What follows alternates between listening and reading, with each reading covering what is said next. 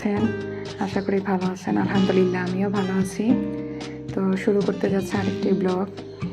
তো এখানে দেখতেই পারতেছেন আমি আমার ছোট ছেলেকে দোলনার মধ্যে শোয়াই রাখছি, কারণ এখন নাস্তা বানাতে যাব। তো যেহেতু আজকে অফিস আছে, তো সকাল সকাল ঘুম থেকে উঠে কিচেন রুমে যে এখানে আমি আটা রেডি করতেছি, রুটি বানাবো। যেহেতু আজকে রুটি বানাবো না, কারণ রুটি একদিন বুয়া বানায়, একদিন আমি বানাই। তো এইভাবেই চলে আমাদের রেগুলার। তো আমার বাসায় দেখা গেছে যে সকালের নাস্তা 365 দিনই ধরতে গেলে রুটিই হয়। তো খিচুড়ি মাঝে মাঝে বা অন্যান্য খাবার মাঝে মাঝে করা হয়, কারণ আমার শ্বশুর শাশুড়ি যেহেতু ডায়াবেটিস আছে, তো তাদের সকালে রাতে 2 বেলাই রুটি লাগে দেখা যায়। তো সেই সুবাদে রুটি একদিন বুয়া বানায়, একদিন আমি। তো আমার শ্বশুর বলছিল যে বুয়া রুটি বানানো কষ্ট, তুমি বুয়া দিয়ে বানাও। তো আমি পুরোপুরি বুয়ার উপর ডিপেন্ডেন্ট হইতে চাই না, কারণ দেখা যায় ওরা যখন মাঝে মাঝে ছুটি নেয় বা আসে না, গ্যাপ দেয়, তখন একবারেই যে মানে বিপাকে পড়ে যাওয়া লাগে। তো ওই সময় হঠাৎ করে বানাইলে যে কষ্ট, তো আমি এই কষ্ট দরকার কি, দেখা যায় আমি রেগুলার বানাইলে আমার একটা প্র্যাকটিসে থাকলো, আমি নিজেও প্র্যাকটিসে থাকলাম, হঠাৎ করে না আসলে সেটা আর আমার অসুবিধা হবে। এখান দিয়ে আমার রুটি হইতেছে, পাশে আমি এখানে সবজি ভাজিটাও বসাই দিছি, আলু তারপর সিম এগুলা দিয়ে সবজিটা একটা বসাই দিছি। তো এই আমার সকালের রুটিন। এখানে এটা সবজি ভাজি হয়ে গেলে বাচ্চার খিচুড়িও বসাই দিব।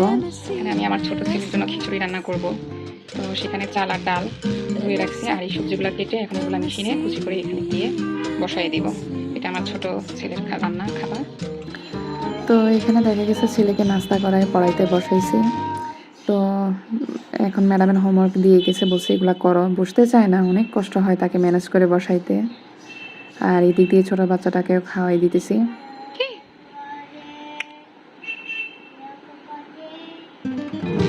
তো দেখা গেছে যে এখানে ওর টিচার আসছে, বড় ছেলে, সেখানে পড়তে বসছে।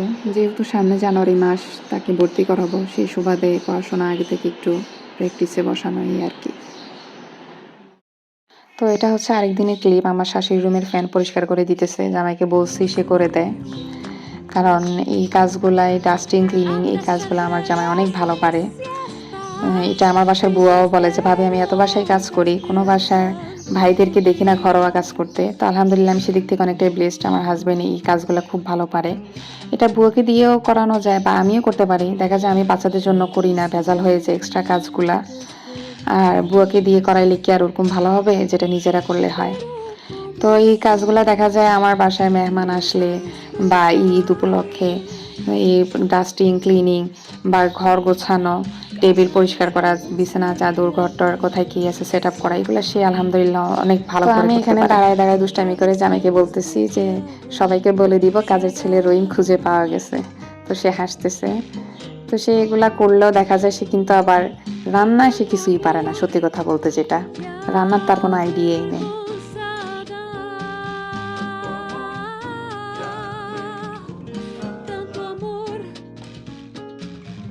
Tanto amor, ya avergonzada. এখানে আমি কথা বলতে বলতে দেখা গেছে যে আমি একটা দিয়ে নাস্তাও রেডি করে ফেলতেছি। তো এখানে যে হাতের একটা সেমাই, এটা চুই সেমাই বলে, আবার আমাদের দেশে নোয়াখালীতে এটাকে সেই পিঠা বলে, মানে হাত দিয়ে তৈরি করে। এটা কিভাবে আসলে এই রেসিপিটা আমার জানা নাই, আমি রেডিমেড প্যাকেট পাইছি, তো জামাই নিয়ে আসছে, আমি এটা বানাইতেছি। আমিও এটা ফার্স্ট টাইম তৈরি করতেছি। এর আগে আমি এটা রান্না করিনি, আমার শাশুড়ি রান্না করছিল, আমার আম্মা শাশুড়ি এদের হাতে খাইছিলাম। তো এটা আমি ফার্স্ট টাইম করতেছি। তো এখানে কিছু গরম মশলা, এই সব মিষ্টি আইটেম যেভাবে রান্না করে, নারিকেল কুচি, চিনি, একটু গুড়, লবণ এগুলো দিয়ে এটা রান্না করছি। খেতেও বেশ ভালো হয়েছে, মজা হয়েছে আলহামদুলিল্লাহ, সবাই অনেক পছন্দ করছে।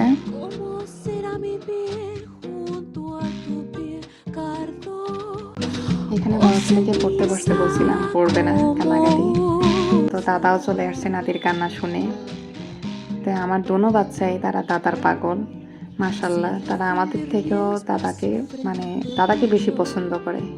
আজকের মতো এখানেই শেষ করি, আল্লাহ হাফেজ।